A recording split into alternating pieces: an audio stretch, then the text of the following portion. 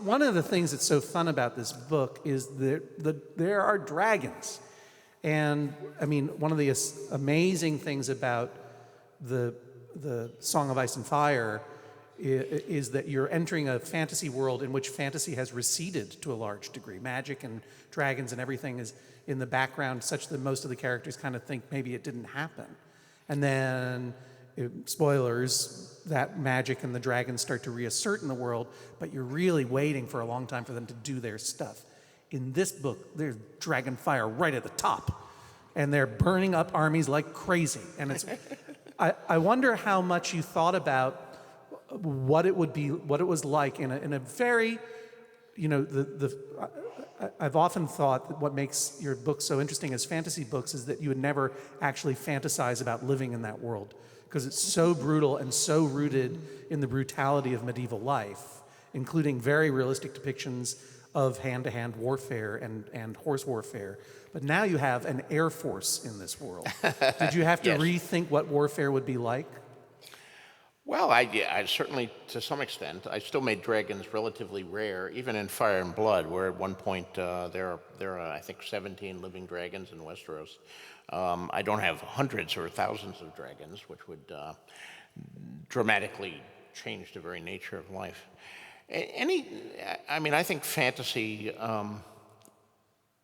must contain magic, magic, sorcery, whatever you want to call it. But it has to be handled very, very carefully. I mean, it's like salt in a stew, or you add a little salt, it makes your stew or whatever taste better. You add too much salt, and that's all you can taste is the salt, and it overwhelms the thing. Yes, please. Sorry. So magic it's the hardest thing to write in some ways. The dragons and the other things, the spells. I try to handle those very carefully and dance around them. Even with a character like Melisandre, is she really doing magic or is she bluffing in some senses? Or what's going on? I try to give a little subtlety and ambiguity there. I think there's a lot of fantasy out there that overdoes the magic. And they don't really think about the effect a magic would have on a society as a whole. Because if you really do have wizards who can wipe out an entire army of 100,000 people by reciting a spell and waving their wand, why would the lords assemble an army of 100,000 people? It seems stupid if one wizard can just go boogity boogity boo and everybody is dead. So, you have to be pretty careful about these things. Yeah, and even the way that you deal with magic in the books, it is almost has a medieval quality because the magic is often very blunt and brutal. Melisandre's magic is bloody and weird and kind of very constrained. And one of the things I love about this book is, again, the dragons are magical creatures, but they're very physical creatures. They live a long time, but as you point out, there are very few of them, and for the Targaryens, they're a very precious resource that they almost tragically take for granted at a certain point in the book. And I won't say any more about that.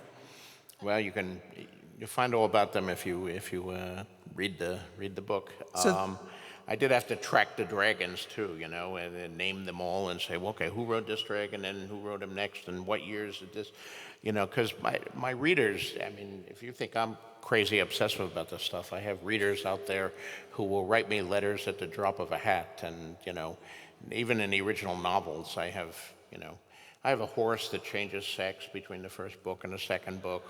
Hundreds of people have picked up on that, although I miss it. I'm terrible remembering people's eye color. People have blue eyes in one and green eyes in the next book. And then in the third book, I said, he had blue-green eyes that seemed to change color according to the light. I thought that was a graceful save. So it's all a little tricky here. Well, the interesting thing about, I've had people say, well, the real Middle Ages had no magic and my books have magic. Which is only partially true, because if you actually went back in a time machine, to the Middle Ages, and you asked the people who were living then, they thought they had magic too. They believed in all this stuff. They thought there were dragons. They just didn't happen to be in their county, but the next county had dragons, and there were certainly sorcerers. And Let's not talk about the next county. there were witches, and they would crush them with stones or burn them or get rid of them. They obviously thought they were real. People in the Middle Ages believed in magic. They thought it was pretty real.